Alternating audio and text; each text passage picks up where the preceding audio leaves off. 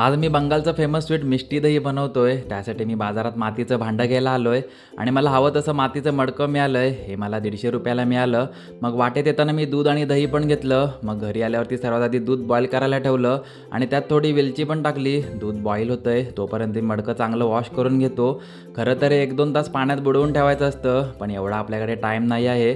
दूध पण चांगलं आता बॉईल झालंय. याला आता मी जरा कोमट करायला फॅन खाली ठेवून देतो आणि आता दूध थंड होतंय तोपर्यंत मी कॅरमल बनवायला सुरुवात करतो. यासाठी मी 10 चमचे साखर घेतली आहे. कुकिंग इंडस्ट्रीमध्ये कॅरमलला सर्वात गरम पदार्थ म्हणून ओळखलं जातं. याचं टेम्परेचर 180 ते 200 पर्यंत जातं, त्यामुळे हे बनवताना जरा जपूनच बनवावं लागतं. तर आता कॅरमल पण आपलं रेडी झालंय.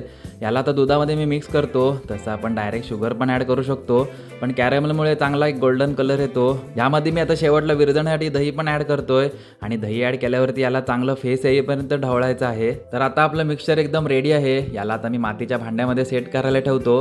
हे सेट व्हायला 12 तास तरी लागतात. मग दुसऱ्या दिवशी उठून सर्वात आधी मी दही सेट झाले की नाही ते बघायला गेलो. तर दही बघा एकदम प्रॉपर मला हवं तसं सेट झालंय. एकदम चांगलं टेक्स्चर आलंय. तर तुम्ही पण एकदा घरी नक्की ट्राय करून बघा.